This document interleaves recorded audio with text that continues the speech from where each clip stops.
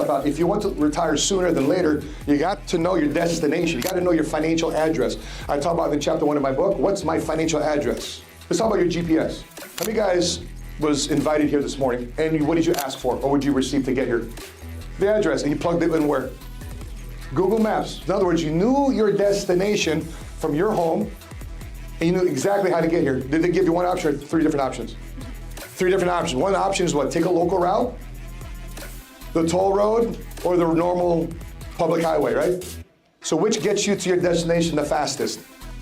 The toll road. In other words, if you're willing to pay the price, you can get to where you want to go, from where you're starting to where you want to go faster. In life, if you're willing to pay the price, you can get to where you want to go faster. What's crack-a-lackin', everybody? Money Smart Guy Matt Sapaula here, hailing to you from Dallas, Texas, back in D-Town here, the Dallas Metroplex, here with my co-host Milton Alvarez. What's crack-a-lackin'? Episode 65. Welcome to the 7 Figure Squad podcast. So a lot of traveling on both our ends, and a lot of exciting things happening. So we have a show for you today, a lot of topics to discuss with you. College level graduates are working high school level jobs. We're going to discuss that. What it really takes to build a real estate investment income. One of the biggest questions we got, if you saw that workshop we just highlighted from Orlando, a lot of people are asking, Matt, should I get involved in real estate? Should I get involved in real estate? Well, we're going to unpack a case study scenario for you guys to really understand the finances and the realities of investing in real estate. I dabbled in investing in real estate. You've owned real estate. And so we're going to unpack those realities of what it takes to really become a real estate investor, to create that income, passive income that everybody is searching. A client asked me on the Gotcha book tour, Matt, if I'm young, I'm in college, why do I need life insurance? I'm too young to have life insurance. Well, great. Well, let's take a case study here of Michi Walker, who is a University of Michigan football player who got diagnosed with cancer. And so we're going to unpack that. And speaking of the University of Michigan, this gentleman went into a pawn shop to try to get money for a Tom Brady jersey. Tom Brady jersey. Did he get hustled for it? Did he make out like a bandit? Was it a great return on his investment to sell it at what he sold it for? We'll take a look at that too as well. You got some topics here on the fitness side of things, don't you? Yes, I have. Nowadays, people think that we have a major crisis in famine, when in reality, we have a major crisis when it comes down to obesity. Right now, the number of obese people in this world outnumber the number of people who are going to bed hungry on a day-to-day basis. And also, one more thing. When it comes down to mental health, health in general, guys, when it comes down to your spiritual health, emotional health, and physical health, mental health plays a crucial role in the way you do life on a day-to-day basis in business and in your personal life. So I want to be able to tap into that, especially for the men out there who are watching and feel like they can't navigate through their emotions the proper way. Yeah, I mean, this fact about obesity, where obesity is at today in America, for the first time ever in history, this has never happened before. Yeah. So we're going to unpack that on the show here in episode 65. So let's get into the first conversation here. About the crazy costs of going to college. You know, people today, especially in this day and age, this time of the year, a lot of parents are preparing their children for college. They're preparing them for their FAFSA. They're preparing them for SATs, ACTs. They're getting them ready for the next stage in life. And the sad reality is, every time I do a workshop across the country, the last 8 years in a row, I've asked people, is a college degree worth it? Is it worth the investment that people put into it? So let's take a look at this video here with Mike Rowe. And if you don't know who Mike Rowe is, he's had a show called Dirty Jobs. He's got his own podcast. And he wants to create light in life to making a 6-figure income, making $250,000 income, making $1 million in income in jobs that are dirty, that a lot of people don't want to do, without having to get a college degree. So let's take a look at this clip. That's what I was talking about with degrees. I'm not saying that there's anything inherently shameful about getting one, but I do think from a PR standpoint, something really interesting has happened. I've been talking about it for a long time, but in higher ed, everything is based on the perception of value around the credential. And that perception is tied very specifically to the belief that it makes you knowledgeable. You get the degree, it's a reflection of your intellect, your wisdom, your knowledge. I think that's over. I think that connection no longer exists in the minds of many millions of parents. I think they're starting to see the degree as a thing you purchase in a very transactional way, in the same way that I believe a lot of universities have come to see their students as consumers. And so what's gotten arbitraged, if you will, out of the whole conversation is the actual knowledge that you would assume comes. Wow. So arbitrage. So arbitrage meaning that you're paying one rate but earning another. And they're saying the arbitrage is not necessary for the student, meaning that if you're going to pay the stats there, if you're paying $100,000 for college education, you should have a job that pays you well more than that for the rest of your career to make the return on investment worth it. And they're saying it's not there anymore. So that way you're able to pay off your student loans. Because I remember when I went to college for, I think, a year and a half, and I tried it. But nice lineup, bro. Just know it's your lineup, bro. Yeah, Very cool, man. thank you. Shout out to my barber, man. He's Nice. Thanks for recommending him, man. He's a great guy. Caught me off I guard. got sidestepped there, man. When I went to college for a year and a half, I was trying to go to U of I in Champaign, Urbana. Nice. And I was going for criminal justice and also exercise science, both of them. Exercise science for what I do now, and criminal justice for just in case I'm just going to become a police officer in case it doesn't work out. I had a backup plan. But for 1 year, it would have ran me $30,000 just for 1 year. U of I, Champaign. U of I, but it's a party school, so that's why I want to go to that school. Yeah. So I went to a community college, and even then, when I was going to school, after the opportunities came up for me, I decided to pull out. First of all, because I couldn't pay it. $30,000 a year. I Yeah. was working at Jewel Law School at the time, making $7.25 an hour. I couldn't pay it for myself, and my parents were expecting me to pay it out of my for sure. pocket to man up and grow up. Fast forward. Now my friends graduate with their associates. Now that they had their bachelors, and I was still without a college degree. And as shitty as it felt, all of them were struggling as much as I was, or if not more, because of the student loans that they had to encounter right after college. Man, Yeah, my daughters they graduated 2019 from Hinsdale Central right there. Nice High school, yeah. nice, very nice, well-to-do high school. Make a long story short, they decided not to go to college, but now they're facing a wave of their friends who did go to college 4 years later, who are now graduated. Yeah. And guess what they have? FOMO. No, they have no job. Yeah. Oh. But student loan debt. Yeah. Or have a job, but it's not even enough to cover mortgage or rent, to cover car note, and now student loan debt. Yeah. So you think about this: the three biggest things that most people buy in their entire life. First biggest purchase most people make is their house. Second is a car. Third might be their education. Maybe two or three. You might flip number two and three and one, depending on the car that you buy, the school that you go to. But the three biggest things that people acquire in their entire life: home, education, car. They're not bought with cash. They're bought by arbitrage, meaning that I'm borrowing from a bank at one rate and hopefully earning a rate that makes sense for me to borrow to begin with. And what a lot of people aren't doing today is they're buying things cash, and the arbitrage or the benefit of that borrowing relationship is more heavily on the bank versus the person earning it. And so what Micro, his argument here is saying that the esteem of the pride of having college. I went to University of Illinois. I went to Kentucky. I went to Duke. Blah, blah, blah. That is starting to wean off a lot more, because what's the reality of just saying I got a piece of paper? Yeah. I want income. You got a piece of paper. You're proud of going to this college, or whatever, but you're still living with your mom and dad. And we've covered on the show that many people in the Gen Z, Gen X generation are still living with mom and dad. How many people who have professions, who have their MBAs, who have the PhDs, have come to you and said, Matt, I'm making okay money, but it's not enough, and I've been out of school for 20 years. Bro, I'm still in debt. You see our workshops. Yeah. How many smart people do you have a brain surgeon, don't you? Yeah, we have a neurologist. We have a doctor, right? Yeah. And she's one of our marketing directors.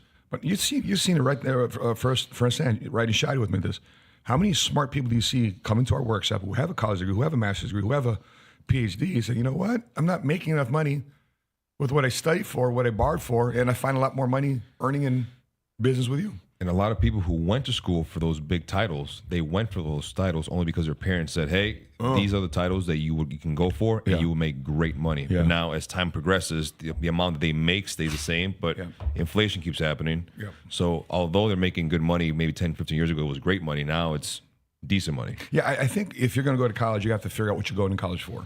So I asked my kids very quickly, if you're going to go to college, what's your outcome? They said, I want to make more money.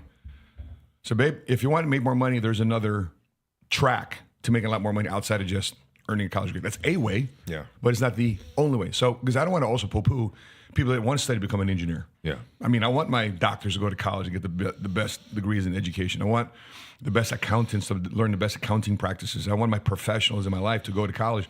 But if your outcome simply is to go to college and get maybe a general degree that, and oddly enough is 3, 4, 5 years later, many people also are working in jobs that they didn't even study for. Yeah. But they're still paying a student loan debt on. Yeah. Jordan, let's take a look at this other clip here about college graduates. What type of jobs are most college graduates actually working? Here's the crazy part. Half of college graduates are working high school level jobs.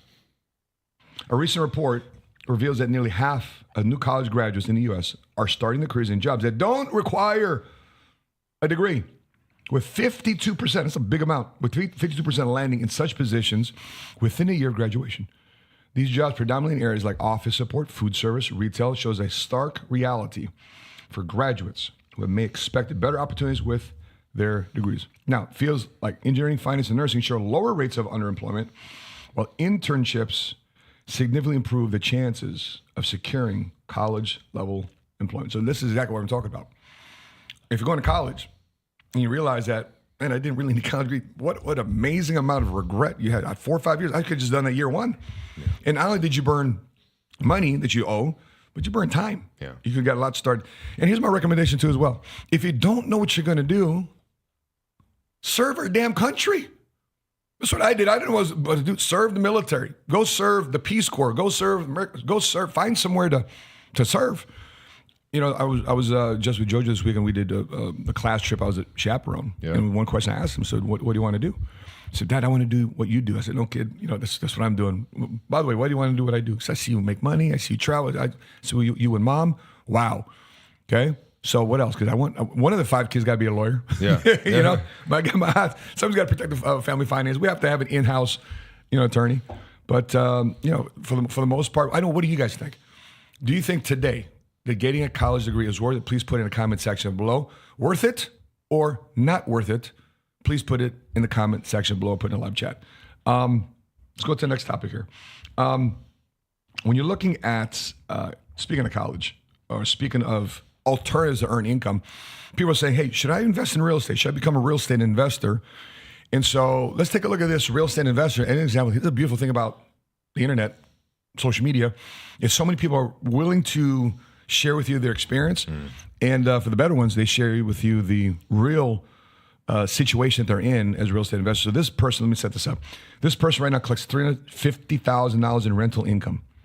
But here's what he really takes home. See if you can stomach this if you are in this guy's position. Let's take a look at this clip. I collect about $320,000 in rent every single month. However, at the end of the month, I only take home a fraction of that. After I show you the 6 major expenses that come out of my rent every single month, I'm going to tell you how much I actually net. The biggest expense is my mortgages. I spend about $135,000 every single month in mortgage payments. The next is property taxes. I put aside about $35,000 every single month in property taxes so I can pay them at the end of every year. And my insurance on all these properties costs me about $20,000 a month. Then I have an in-house property management team that I pay them a salary plus all the software that goes along with it. Costs me about $30,000 a month. And because I'm a landlord and not a slumlord, I set money aside every single month to maintain the properties and take care of them so they hold their value. That costs me about $30,000 a month. And then because the properties aren't always occupied, I set aside about $20,000 every single month for vacancy. So at the end of every single month, I make between $40,000 and $50,000 on all the rentals that I own. That may not sound like a lot because of how much I collect every single month, but that's the price to pay when you buy rental properties using none of your own money. The cash flow is not going to be quite as heavy, but I still get the appreciation every single month and I still get the debt pay down. So my wealth is being built while I'm getting a little bit of active cash flow. If you want to learn how to analyze this all the right way on your very first run. Okay, so he's basically making 11% on whatever he's earning. So he's collecting that much, was it 320 a month? 320 a month. But net's only 11%. Yeah. So he's setting, by the way, smart in terms of how he's setting aside money, which a lot of people don't do that. Yeah. They don't budget properly. The cups that he was using, put in, a lot of people don't do it. They see this cash coming, like, wow, I've never seen this type of money before. And they blow it. And next, somebody files for, what do you call that? What is it? When you try to kick somebody out? Eviction. Eviction. Yeah, somebody's not paying rent.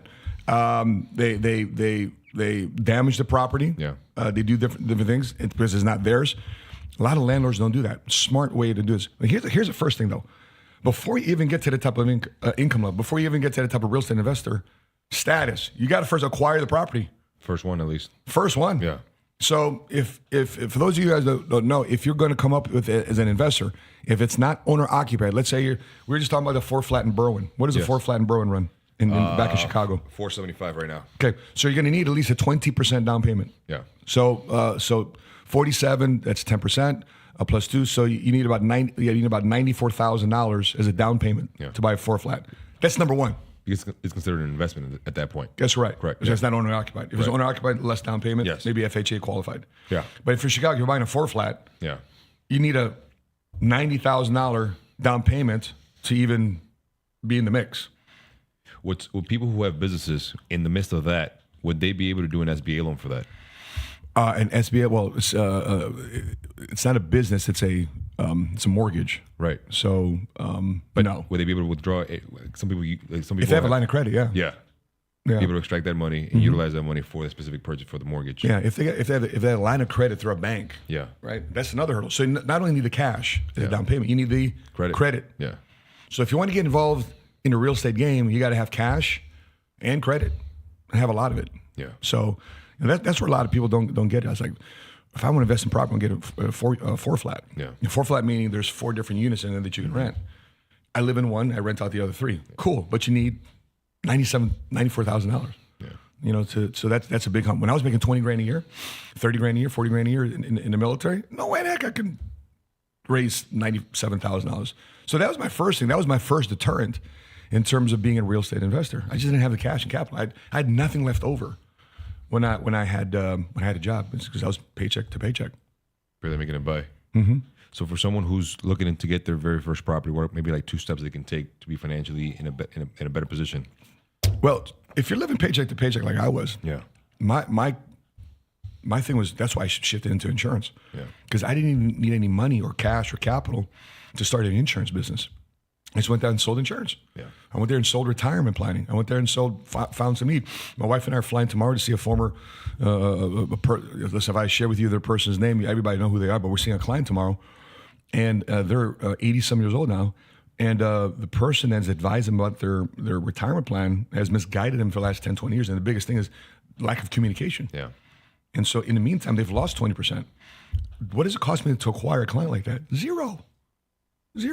And if we move their business from point A to point B, put it from one pocket to another pocket, put it from this financial product to another financial product, there's commissions and fees that's related to that. This trip tomorrow could be a $50,000, $60,000, $70,000 client, right? But that's what, it doesn't cost me anything. So for example, if I put out, $100 and I make $150 in return, that's a 50% return on investment, right? If I put 0 down, I make $150. What's my rate of return? Yeah. What is it?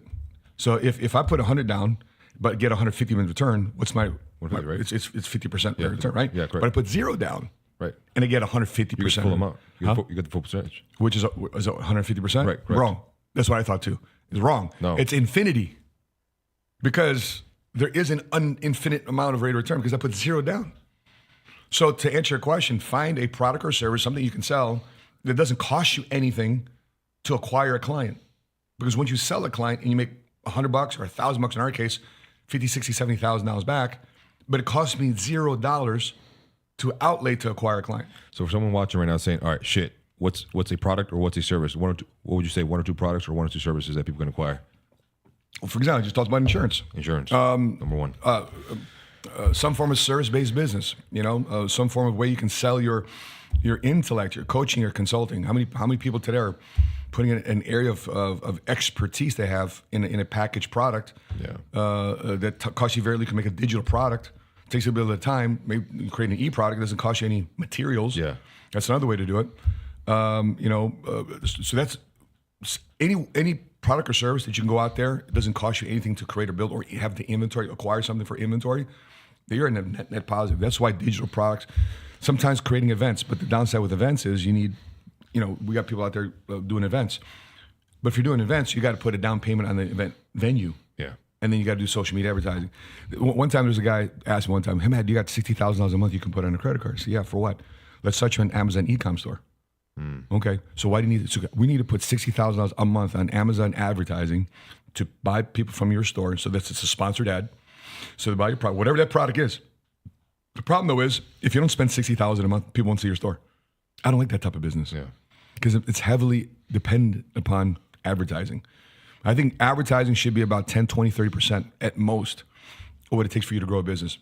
If you grow a business and you're heavily dependent upon advertising, good luck, because now you're not in charge of your leads. Yeah. You're renting your list instead of earning and building and growing your reputation. Let's look at a guy. So that example of somebody that's what they call a buy and hold type of situation. Another way to invest in real estate is to flip it, to buy it low and sell it high. Let's take a look at this next clip.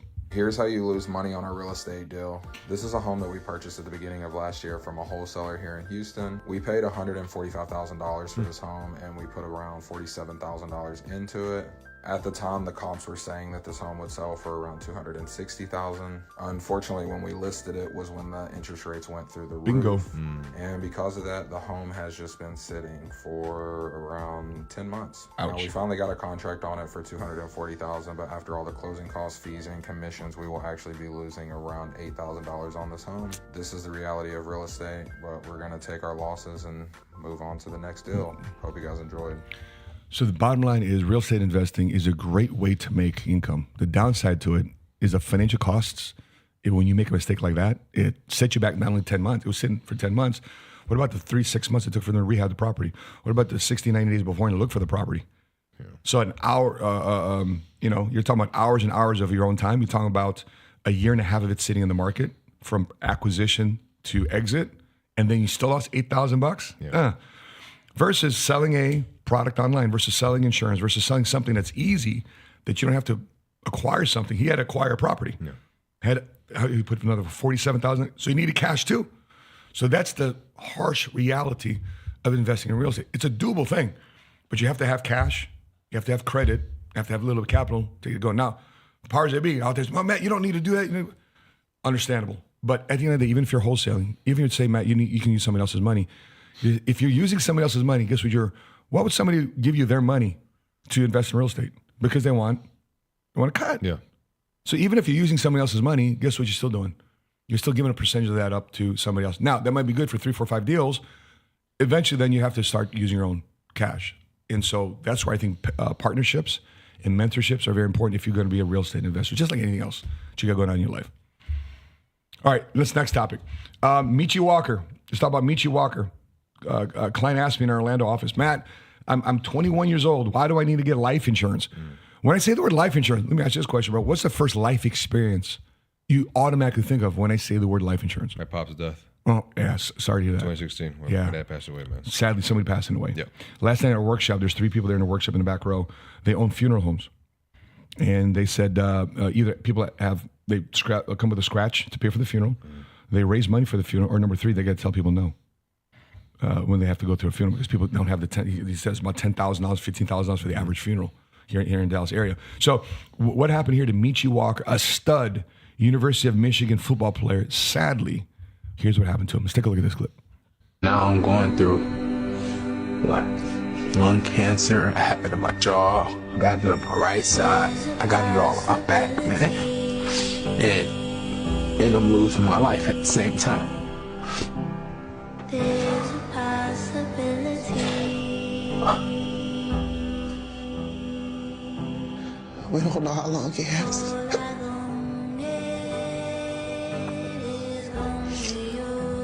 It's spreading fast.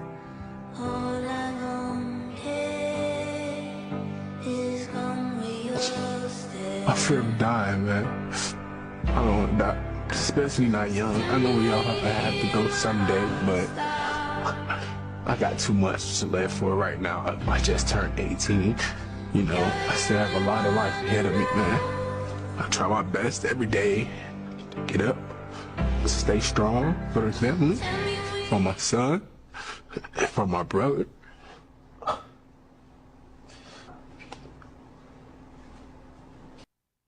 Yeah. Sadly, Michi Walker passed away.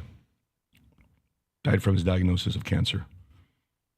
Left his family behind, left his kids behind, and people wonder, am I too young to buy life insurance? Was Michi Walker too young to buy life insurance? Was youth? Was it? I'm not using this as an emotional scenario for you to buy life insurance.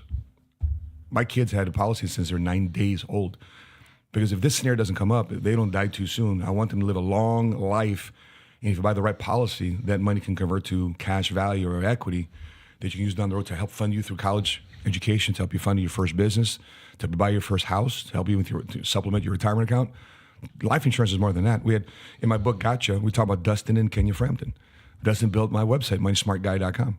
He sadly bought a policy for $70 a month. He was watching my videos, reading my copy as he was building my website. He said, I think I need to be your customer. He comes in, finds something affordable, $70, $80 a month. 18 months later, at 38 years old, he has a stroke. Thankfully, he survives. But what the insurance company gave in exchange per the video, was that chapter 3 of my book, give him a nice tax-free check to continue homeschool his kids, to continue the plan of continue paying his employees, to make sure his wife doesn't have to stop homeschooling. The fact they don't have to move from one property to another because they can't afford it. That's what life insurance does. So please don't get hung up on what it is. Focus on what this thing does. And, for Michi Walker, God bless the Walker family. I know it's difficult to lose a son like that, especially it's so much potential and, a change in life, man. You've had tragedy in your life. Has there been people outside your father? Has you had like friends, maybe cousins that sadly passed away way too young because of the change in health? Of course. From my dad's side of the family, about 4 generations deep, everyone's passed away from cancer. From my mom's side of the family, about 5 generations deep, everyone's passed away from heart disease. And life insurance is something that came into my life even before I even met you. Knew what PHP was, knew what any of that was. Life insurance happened when my father passed away, and I went to the funeral home, and they said, "Are you paying out of pocket? Do you have an insurance policy that's paying out?" No. And I have no idea what that means. I'm like, "Well, I have car insurance, I have health insurance." Yeah. He's like, "No, Rental life insurance. Yeah, I have all that, but I have insurance. no idea what the hell life insurance is." Yeah. He's like, "What did he die from?" So they started educating me at the funeral home. What did he die from? Cancer. How many more people they just started asking me a lot of questions. They're like, "You should probably start looking into getting some life insurance." But that's why I'm a big advocate, guys, on preventative health care. Knowing your genetics and your family lineage is very, very important on, what steps can you actually take to prevent and slow down any genetic disease that you may have. Like me, my based on the genetics that I have and the lineage that I have, like I'm fucked, right? According to science, I'm fucked. Really? Because 5 generations on my mom's side died from heart issues. My mom in 2017 had 3 heart attacks. She almost passed away from that. From my dad's side, 4 generations died from cancer. Then my father died. Wow. So the doctor's like, "Yeah, dude, you gotta really take care of yourself." Yeah, If not- my dad had a heart attack. My dad had a stroke. So, so I've got that DNA possibly passed on. But that's why to this day you're taking care of your body. You're doing every single thing that you possibly can do to make sure that you are in a good place, that you are able to outlast that, and you're able to be there for your kids. Yeah. And that's what a lot of people don't do. So they get to a point where their illness, they get very, very sick, and the disease catches up to them. Yep. They get very ill, and now their body starts breaking down, and they make room for these diseases to spread throughout the entire body. But 100% take care of your health. Number 1 for me is. Number 2 is definitely look into what life insurance is. And I'm grateful for what it is. And I'm grateful for Matt and the people that he leads, because of that, I've been able to educate my friends, my family on it. Family friends have gotten policies through people within your company just so they can take care of their family members. That's awesome. Yeah, because people think that, it's a tragedy to die from it. What happens if you actually survive? Well, what do you think is the number 1 reason why people file bankruptcy? Credit cards, student loans, car loans. What do you think people file bankruptcy? Number one by far is number 1. What do you think it is? Take a stab in the dark. What do you think the number 1 reason why people file personal Chapter 7 or 13 They get sick bankruptcy? and they can't afford. They can't work. They get sick. They can't work. They can't pay their bills. Is that it? They get sick? They get sick. That's right. So Yeah. number 1 reason is a change in health. Yeah. So they charge their credit cards, medical bills start piling up, and bam, they can't afford. So in other words, it's one thing to survive a heart attack, stroke, or cancer, and you have that big bill, right? But it's not like you're rushing to get to work on Monday either. So you're recovering from this change in health, but you physically need time to recover to be somewhat in workable shape. How long does that take? Yeah. A week, a month, 6 months, a year? So it depends on that. So health insurance will take care of the medical bills, but health insurance won't take care of your inability to earn income. That's what life insurance with living benefits does today. And that's what it did with Dustin and Kenya Frampton in my book, Gotcha. And by the way, we have many, many, many stories. In Orlando, this young lady, we took another picture of this young lady in our Orlando office, and she comes up to me afterwards. She goes, "Man, I had cancer too as well." Let me see. She had during COVID, and she had a policy with National Life Group for 7 months, $1 million policy, less than $75 a month. Gets diagnosed with thyroid cancer, gets approved for a $250,000 living benefit, that took a half a week before Thanksgiving after 4 months of chemo. So she's paying $70 a month. 3 months later, diagnosed with thyroid cancer. Okay, and I don't know if you can see this, but there she is at our. I don't know if you can zoom into it. Oh, you can't zoom into it, but there she is right now at our Orlando book conference, happy as can be, because she wasn't forced to go to work right away. Yeah. She got a $250,000 check from the life insurance company. Shows up at our Orlando office. Thank you for your business impacting my life, because never thought. So if you're out there and you want to say, listen, I didn't think I've never heard life insurance do that. Drop in the comments below living benefits. Drop in the comments below living benefits. We'll send you a link, so therefore we can get you a quote and get you on the up and up in terms of what the living benefits are of life insurance. Speaking of University of Michigan, this guy has a signed Tom Brady jersey when he was playing in college. And so he wants to monetize it. He wants to flip it. He takes it to a pawn shop. Did he get hustled? Did he get what it was worth? Let's take a look. Doing well. What do we got? I have a University of Michigan signed Tom Brady jersey. Already matted. Already matted. Certificate of authenticity. I'm a huge Michigan guy. I'm a huge Tom Brady fan. I'm a U of M grad. I want it. What are you looking to do with it? Sell it? Get a loan on it? What? Sell it. Okay. How much are you looking for? Looking around $1,000. Why $1,000? I looked online, and that's kind of what they're going for. Tom Brady Michigan jersey are going for $1,000. I've seen the Tom Brady Patriot jerseys a lot. I haven't seen very many Michigan jerseys. You really think $1,000 is going to happen? You know, what are you thinking? I think like $150. That's So where are you at? That's what I'm saying. Where are you at? $150 is better hanging in my basement. Where are you for at? $150. Where are you at? $700 at least. 500? This 250? not letting him talk. Yeah. For 250, it looks better hanging in my basement. He's talking himself down. 400. That's probably about it. He's not even negotiating. He's I'll talking go himself 300. down. I gotta go. 375. Let's go 350. Bro, It seems strange to hold off for that 25 though. Where's he at? 375. Oh, come on. I know, that's what I'm saying. All right, two against one there. I'm talking to you. Yeah, oh, I thought you were talking to him. But I think 350 is fair for that. what a guy. What poor guy, man. Poor dude. Poor dude. So what's your initial reaction to that? Bro. So that's a valuable thing there. Yeah. Signed Tom Brady jersey. Yeah. So framed. I mean, I come from a family that when we didn't have money, we would pawn shit. Yeah. We would pawn shit, and sometimes we would ask loans on for 4 items, and we wouldn't get it back. So we couldn't afford to get it back. Mm-hmm. So I understand that, and I know how the hustle works. Like you buy a $2,000 chain, and they want to give you like $40 for it. You know, something along those lines. But right now, that Tom Brady jersey is going for about $6,000 to $8,000. Yeah. Someone who's trying to get in, because I know that there's collector's cards, there's jerseys, there's even they do Hot Wheels nowadays, like all these collector items that people can do, find hobbies on, but they can actually make money off of. What are maybe like 2-3 things that they can actually go with? Well, let's I mean, there's so many things you can you can monetize a hobby. Baseball cards, you monetize, remember those tie toys, those tie stuffed animal toys. Those are valuable. This TY.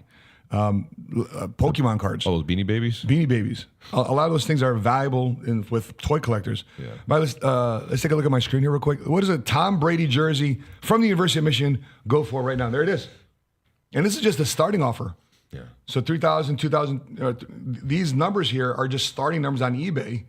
But as you auction these off and the people that bid drive these prices up, this is what people are spending and investing in the Tom Brady jersey. So here's a few things. Jordan, let's go back. There's a few things that we can take a look at. Number one, if you're going to do something like that, you got to know what the marketplace. He said he did some research. Yeah. I don't think he really did research because he wasn't stuck to his guns. Speaking of negotiation between those two guys, who's the most confident? The seller or the pawn shop owner? The pawn shop owner. How many times do you think this guy does this on a daily basis? Every single day. Every single day he's doing this. This guy is doing this once. So in other words, in any negotiation, in any sales 101, negotiation 101, those who is the most confident in their position will naturally attract the other person to the position. Because what started happening during negotiation? He says, 700? The guy didn't say anything. And then he responded, 500? 400? So the other guy, the seller, he's talking himself down. So number 2, you got to know you're up against the pros. Number 3, you start getting emotional about it. Man, I was just hanging this up in my garage. I don't know. Sometimes when you have emotion in negotiation, it's not good because you make some very, very bad decisions when you are emotional. Which is the next one is selling to, because the guy went to college. That's smart. A lot of people don't do that. Oh my God, that's really smart. Right? Yeah. If I'm about to sell something, I want to find out their hot buttons too as well. And it's simple as asking, hey, where'd you go to college? If I was that guy, I'm just curious, where'd you go to college? What do you think about Tom Brady? What do you think about any signed artifact that, right? Boom, boom, boom. If that guy knew, this guy went to University of Michigan, Tom Brady fan, and he was a big Michigan fan, he would have been able to sell this. Who was less emotional, the seller or the buyer? The buyer, of course. The buyer's less emotional. Less emotional. Here's what I'm thinking 150. Automatic low ball. I mean, it was framed too as well, right? Yeah. How much do you think it costs to frame a jersey? I have no idea. It's $340 just for framing. And then it was authenticated, right? And you send it to PSA, send it down here to Dallas here to Beckett. How much does it cost to authenticate something? Another $100? This man paid for the framing. Yeah, and the authentication. Yeah. So that's $400 or $500 right there. Yeah. So he didn't know, what it was. Next thing about negotiation, you can walk away. If you don't like it, go back and hang it back in your garage. Yeah. He should have just walked away from the deal. And the worst part about it, towards the end there, his buddy comes in. His buddy comes in. Now it's 2 against 1. And they basically selling him into the deal. So this guy straight up got hustled. Would you agree? If you don't think he got hustled, put it not hustled. If you think he got hustled, put hustled in the comment section below. Please learn from this case study about how not to negotiate. Next topic here. Tough times. Well, last night was the Super Tuesday. A lot of primaries, a lot of caucuses going on around the country. And the narrative of this economy, quote unquote, is strong as hell. It's a great economy, right? S&P 500 breaking records. Bitcoin's back up again. Mm-hmm. A lot of things are happening in the marketplace, right? And so the reality is the media can say something, the government can say something, but you know what really tells us the true story? What businesses do. Well, business, for example, if I told you, listen, you probably don't like this, but let's say I asked you, man, let's go to Five Guys. How much do you think a burger at Five Guys goes for? How much would you spend for a burger at Five Guys? $6-7. Exactly. Yeah. You know what Five Guys burgers go for? There's a real what's going on right now. We don't have to share it, but it's $12 for a Five Guys burger. Why? And then fries. And then, right? $21 for a Five Guys meal. People are like, what's going on? Well, here's the result of government constantly, hey, we need to increase minimum wage, natural inflation across the board. Yeah. Who's paying for it, though? The consumer. Right. Wondering why they're paying $21. So this is the ripple effect of you asking the government to raise the interest rates, lower the interest rates, and then they have to raise the interest rates and to raise the minimum wage. All these are factors that's causing the Five Guys burger, one meal, to be $21. And so if they can't do that, if they can't charge more for the product and a company can't do that, what's their next move? They got to let people go. So let's take a look at this clip here of layoffs and people getting fired and the unfairness of it all. Let's take a look at this. Hey, Brittany. Hi. Yes, I'm so sorry. My name's Rosie. I'm just joining the call. Nice to meet you. Hi, Brittany. Hi. Thanks for meeting with me and Rosie. She's about to get fired on Zoom. Work from home. There you go. Want to show up to the office? We finished our evaluations of 2023 performance. This is where you have not met Cloudflare expectations for performance. We've decided our base review. Yeah, I'm gonna stop you right there. Sure. So I started August 25th. Okay, so she's defending I've been your position. on a 3-month There's reign. nothing to defend anymore. And then they're laying you off. It was 3 weeks of December, and then a week of Christmas, and then here we are. Let's pause this right here. Jordan, can you cut to the Google, the guy in the council meeting? Can you cut to that too as well? Because he's fighting for representation at Google. Can't treat us like this. This is happening in Austin, Texas. If we can cue it to the 24-second mark. Ready? Demonstration last year. These YouTube music workers are contracted through Cognizant. They say Google refuses to recognize them as full employees. And their calls for help at Thursday's council meeting got derailed when they found out they were laid off mid-meeting. One of their leaders was actually speaking during public comment when he found out. Not to interrupt, but they just laid us all off. Oh. Yeah, they just laid us all off. I guess we just all Our got jobs are ended today, effective immediately. Wow. Brutal. That is awful. City council members responded after the meeting. Members Zoe Cadre and Vanessa Fuentes say these workers deserve better. They definitely do. Google employees tell the Austin Monitor that this was planned, as this was when the contracts with the employees was set to end. So, what do you do? What do you do? You're fighting for your rights as an employee. This is corporate America. It's brutal. And the moment the company needs to cut back to maintain its profitability, to satisfy the shareholders, to satisfy the board, the last thing that they're thinking about is your feelings about you keeping your job. One of the first axes to swing, areas of cuts that most companies will cut in case of recession or tough times, is staff, especially staff members that don't bring in revenue to the company. The most valuable person in a company are salespeople. People that actually bring in contracts, that bring in revenue to the company. Those are valuable people. But if you're just a support role, staff, and you're not bringing any revenue to the company, you are one of these short lists of departments or personnel that need to cut. I think one of the biggest things, now the question pops up for me is like, okay, because I'm assuming they use KPIs to judge, like, all right, who are we letting go, right? Who are we letting go? Who's actually doing something with the company, for the company? And a lot of people who tend to go virtual, I don't know.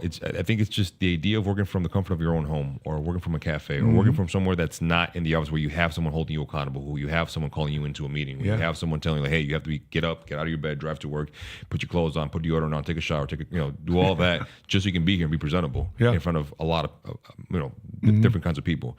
So when people get the opportunity to work from a person, or even, I've even said it in the past, I'm like, dude, it'd be amazing to be able to have an opportunity to do something virtual, so that way I can work from China, or work from wherever I want to work from. But at the end of the day, that's my own personal thing. But working for a company within itself, if you're not performing, you're not over delivering, you're not doing your role and doing more than what's expected, the likelihood of you being let go is very high. Yeah, out of sight, out of mind. Yeah. So this whole work from home, it's more convenient for us to work from home. I deserve to work from home. I demand to work from home. That worked for a minute, but what are companies really demanding? They need to hold people accountable, and they can't hold people accountable when they're at the office and somebody's at the house trying to work from home. Google wants people back at the office. Elon Musk said, listen, I don't mind you guys working from home. Just don't do it for Twitter. Just don't do it for Tesla. Yeah. Even Zoom, who created the work from home product and tool and service, even Zoom employees, they said, you're coming back to the office. If you don't want to come back to the office, I'm sorry, we got to let you go. Here's another thing to keep in mind. If you're not showing up, guess who potentially might take your job? Artificial intelligence. Jordan, can you take a look at my screen? So Klarna says its AI assistant is doing the work of 700 people after putting the brakes on hiring. Klarna says its AI assistant is doing the equivalent work of 700 people. The Swedish fintech said that the system was on par with human agents for customer satisfaction. Not everyone's impressed, but the assistant is another sign of the company's enthusiasm for AI. So AI is taking over jobs. And the biggest fear for a lot of people is that their administrative, or in this case, customer service job is taken over by a doggone computer. And that's why I'm very big on human interaction. Like, let me ask you for example, to speak to a different industry. When you first started working out, even before you met me, so 2016, 2017, around that time you started working out, if you had the opportunity to work with a coach who's like, look, man, I'm gonna take care of you. Let me work with you. I'll get to your results, but I will never see you in person, and I will see you on your phone, on Zoom, 3 times a week, working with a virtual coach. You'll get all the benefits of working with someone in person, but you'll never see me. You'll just see me in person. No. Is that a service that you would pay top dollar for? No. Yeah. It wouldn't, because there's something when you're presently with me there and you're helping take the weights on, off the weights. Something when you're helping spot. It's showing you're showing me the exercise and how to do it. You can't do that with me over Zoom. You can't reach your hands virtually and show me how to do the exercise. There's many exercises that we've had to modify because of things I'm going through in my body, my joints, the pain I'm going through. They just show me alternative ways to do it. You can't show that to me. And I'd be impatient. Yeah. And what do I tell you? The working out with you is the only hour of the day. You don't have to think. I don't have to think. Yeah. I don't have to make decisions. I just get it done. And so, do I get that? I mean, we've done it a couple of times, the times I've had, but I think those times that I've FaceTimed you, I think I can count on one hand in the 3 or 4 years we've been working together. Because I was traveling, you're back in Chicago, Texas. I just FaceTimed you. But those are a handful of times. Yeah. But it's not as effective as if you're physically there. That's what will earn top dollar. The physical presence. Thank you for making me feel special, man. Yeah, of course. Now, speaking of which, I want to stay on this topic of fitness. For the first time ever, we can take a look at my screen. For the first time ever, obesity. Here's the crazy part. Obesity now is a greater risk to global health than hunger. For the first time ever in the history of the world, obesity is now the greatest threat to global hunger. A new Lancet study found more than 1 in 8 people in the world are clinically obese, as the number passed 1 billion for the very first time. It is now the leading form of malnutrition, with the number of people considered underweight falling to below 550 million. So people today aren't necessarily dying of hunger in the world. They're dying of... Now, coming back from this Florida Keys trip, so you encouraged me to go on a liquid diet since Saturday. Yeah. So since Saturday all day, Sunday all day, Monday all day, Tuesday all day, until last night, Tuesday. Last night was my first meal, which was fish. How did you feel, by the way? Bro, I felt great. The first 24 hours of just having liquids, I just felt a headache. Mm-hmm. I don't know, was that just me, I don't know, decompressing or? Just a lot of people who are prone to, well, it happens with stimulants, with caffeine. When you're hopped up on a lot of caffeine and you completely take that away, a lot of people go through withdrawals. And a lot of people, when they don't consume food and their bodies are used to consuming certain kinds of foods, because here's the thing too, like it depends on the kind of food that you're used to consuming. If the first thing you do when you wake up in the morning is consume something very sugary, whether it's a pancake, whether it's Chips Ahoy, whether it's cookies, whether it's coffee with a lot of sugar. Cereal's sugar in there, right? 100%. That's going to spike your sugar levels. Wow. And then throughout the day, all of a sudden you're going to feel a crash. And if that's something if that's a routine that you consistently have on a day in and day out basis, when you completely stop that, you're going to feel the withdrawal from sugar. You're going to feel the withdrawal from stimulants. That's what I felt. Yeah. That headache. Yeah. Wow. Okay. But on the third day, when you were done and you were about to have your first meal, after you had your first meal, which was fish, good for you, omega-3 fatty acids. How did you feel after your first meal? I felt full. Yeah. Last night, I felt full coming from the meeting last night. I felt full. But I was actually telling myself, I can still continue doing this. Yeah. So I didn't realize that it depends. I realized, brother, I was eating, what's the saying? I'm living to eat versus eating to live. Yeah. And there's an overindulgence even I've experienced. I didn't realize how much I snacked. The unnecessary snacking in between. That's not me eating to live. That's just me having something to chew on. Yeah, that's what I tell a lot of my athletes. Like, you need to eat to perform, not eat to curb or eat to fulfill. Eat to perform. And the thing is, man, nowadays everything in our lives has to do with convenience. Everything's convenient. We can work online. We have cell phones. We don't have to do much research. We don't have to walk we don't have to walk to the library. We have vehicles. We don't have to get up and do much. Some people have people working for them at home. Some people use DoorDash, Uber Eats to bring food to them. They don't have to get up, go to their car, get out the car, walk to the store. They don't have to do that anymore. Yeah. Now we have Instacart, where people go buy groceries for you, drop it off at your doorstep, so you don't have to walk around the aisle. So everything is convenient. And when you have that sense of convenience, now all of a sudden you start to lack discipline, because now you have an easier way to approach your livelihood. Yeah. If you look at the 60s, PE classes for high school students, completely different. They would have like 1, 2, 3 hour every day. PE class every single day, men and women. Fast forward to today, PE classes have turned into walking around the track with your phone. Texting on your phone or doing extracurricular activities that don't involve PE. You can replace PE with arts. You can replace PE with other things that involve, like study hall, right? So now the amount of activity has dropped. The convenience has completely increased, and the thing is, a lot of people utilize the notion of, I don't have time, so I don't have time to cook. I don't have time to meal prep. I don't have time to look where I can find food. I don't have time for any of that. And it's because everyone's always trying to get somewhere. Everyone's always trying to get somewhere, and there's a lack of discipline amongst a lot of people. And the biggest thing for me is what I've seen with you is the fact that you have that discipline to be able to FaceTime me when you're out eating or when you're at a different state working out. The discipline that you have is like, hey man, I've been eating like shit all week, and what do I do? The discipline that you have to be honest with me, like, yeah, dude, I fucked up this week. You're holding yourself accountable. I don't have to do it myself anymore. You do it yourself. That takes a level of discipline that also plays a big role in the way someone runs their business, the way someone runs their family, the way a father is within a marriage. I do one thing, I do all things, and people lack that because people get off the hook very, very easily nowadays. Everything's so convenient and so easy. Yeah, and so for those of you out there who's watching this, are you shocked to see that hunger isn't killing people more today, more than being obese? That people today being obese is killing more people today in the world than hunger. Shocking stat that I just had to bring up during the show. And I learned a lot about, this whole fasting process too as well. I realized, back to the biblical side of things, that I realized where my true nourishment comes from, bro. When I got back to fasting, for example, in the Muslim faith, I think next month is Ramadan. In right? 4 days. In 4 days, right? 4 days. So in the Muslim faith, they have Ramadan. So they can't eat before, they can't eat after sunup. And when they can eat again is when sundown. Yeah. And remember down the street from our Oprah Cause, there's a restaurant called Rezas. Yeah. Right there on 26 on Cermak Road. That is the benefit of fasting, not only from the physical aspect, but also for me, the spiritual aspect, because I realized, tell myself, two things are in charge outside of my hunger. Number one, God's in charge of my body. He gives me my real nourishment. Yeah. Right? So when I fast, I'm telling myself, okay, my stomach is not in charge. My own emotional hunger pangs are not in charge. God's in charge. In Scripture says, man cannot eat on bread alone. That spiritual hunger to fill up my body, to replace, okay, yes, Lord, I am hungry, but I know, God, you nourish me. So that I remind myself that through fasting. The second thing too as well, I realize that my mind, I'm in charge of my body. 100%. So God's in charge of me, but at the same time, I'm in charge of my body. I tell my body that I'm not eating, and I felt no problem. Good. People at the house, when I came home, there's Portillo's. You're struggling, man. I see.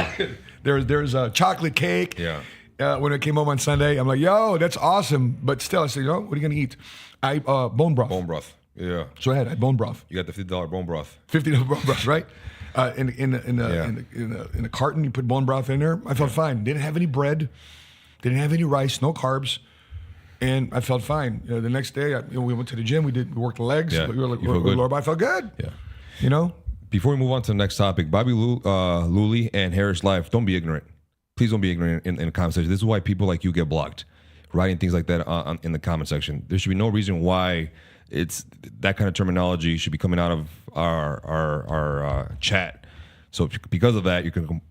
I don't know if I can do it from my end, but I know you can. I don't know if I can do it, but I know you can do it because you have the 7 Figure Squad page. But they shouldn't be typing what they're typing in the chat.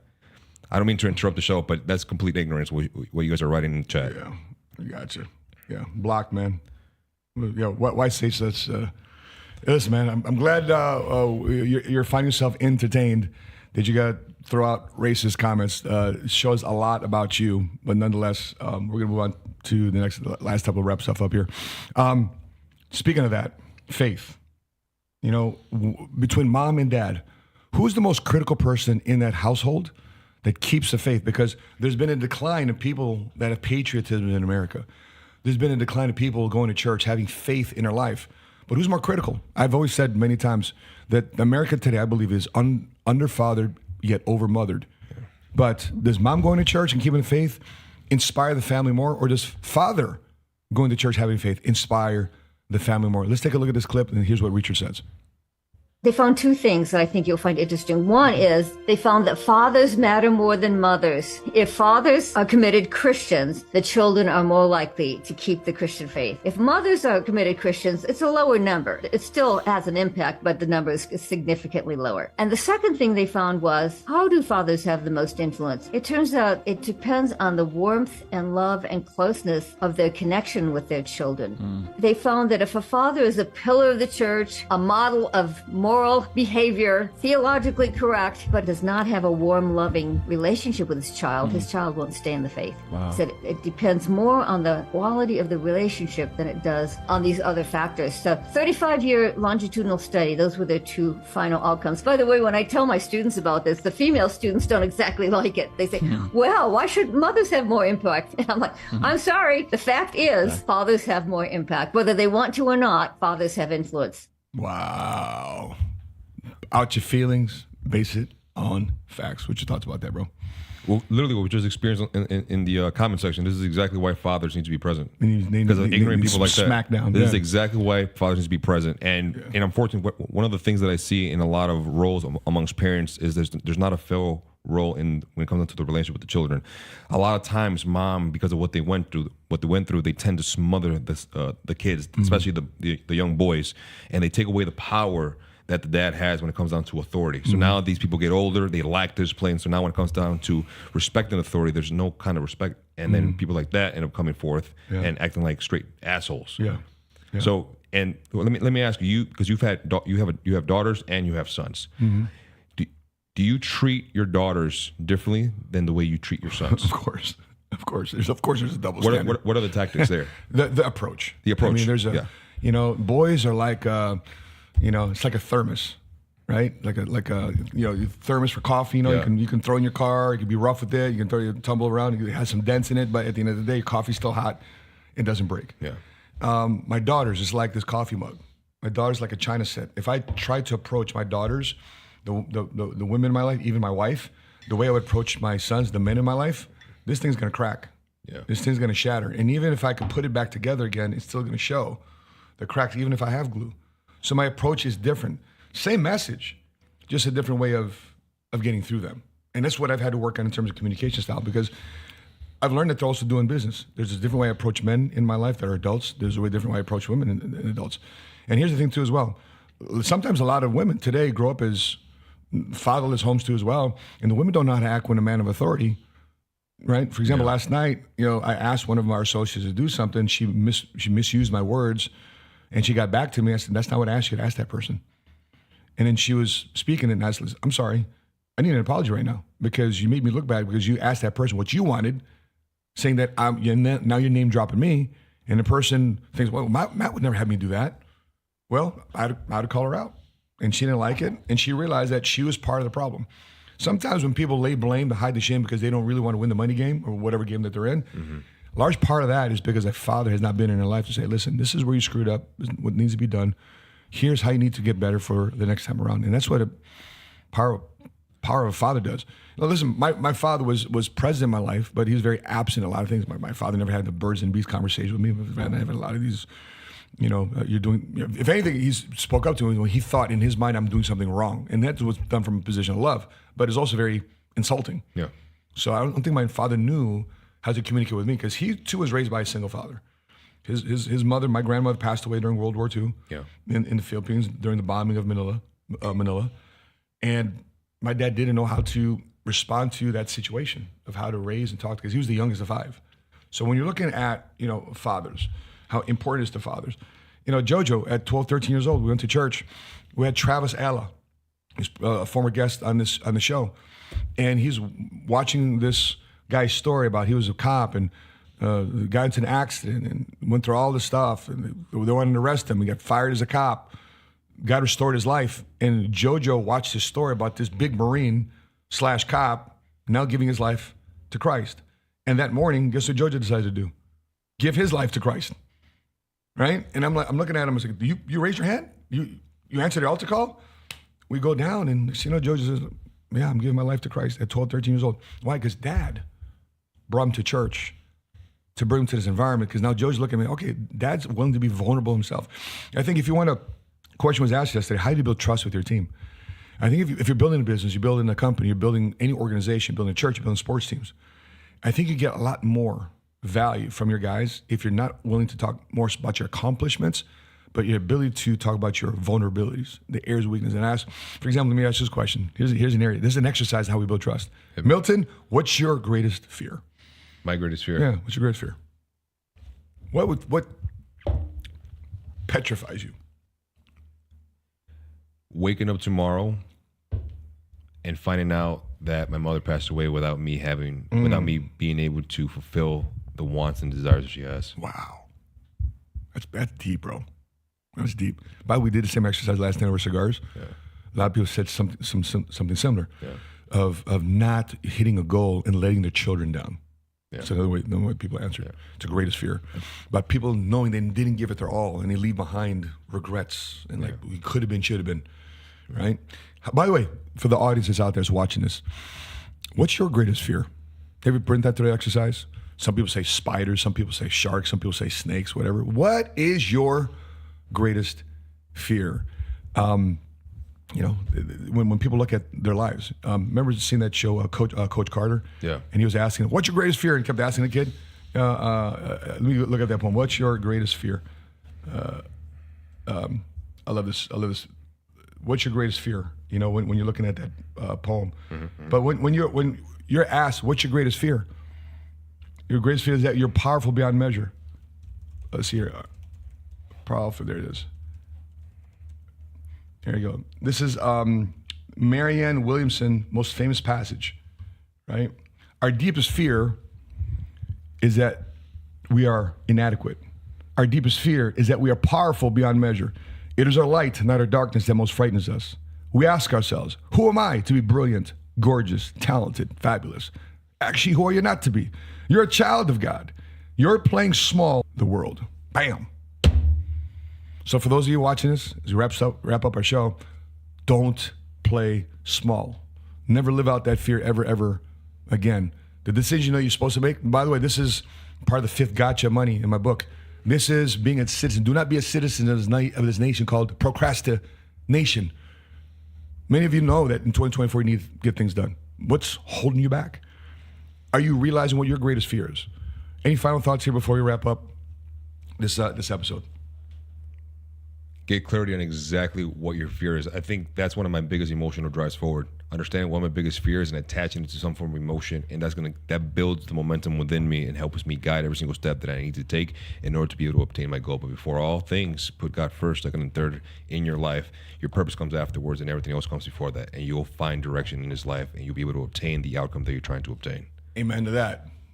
Life of priority. Wrote it in my Faith Made Millionaire book. Faith, family, finance, fitness, fun, and football. Football, by the way, before we wrap stuff up, Bears got the #1 overall pick. They're going to fuck it up, bro. They're going to fuck that up. Caleb Williams, #1, or trade Justin Fields. Listen, let me put it on record right now. Here's what I hope the Bears do. They trade down from #1 and #2 pick. They get a ton of picks because right now they just trade a 5th-round pick for an interior lineman from Buffalo. Yeah. So we're not, instead of having 7 picks, now we got 5. Yeah. So we don't have any draft capital. We have no day 3 picks. So I think this move is leaning the Bears towards trading down from #1 to #2. Let somebody else experiment with Caleb Williams. Yeah. Justin Fields is more than enough. I believe Justin Fields is an elite quarterback. Just hasn't had the support system. Just hasn't had the infrastructure. Just hasn't had the right system. He's three coordinators in 3 different years. Give this kid a shot. Yeah. Pay the man too as well. Maybe a $35, $40, $50 million contract, but pay the guy, but build around him through the draft. Ryan Post says, I draft people. I build strong teams through the draft. We develop talent. We identify talent. We draft talent. Eventually 3 for 5 years later, we got to pay them. But if you can build draft capital, and next year you have another slew of 1st and 2nd round picks from trading down from #1 and #2. And then even from #2, you can trade down back to New England Patriots from #2 to #3. I think there's 2 trade downs they can do there successfully. Those teams get their quarterbacks. We still get Marvin Harrison at #3, and we get a tackle.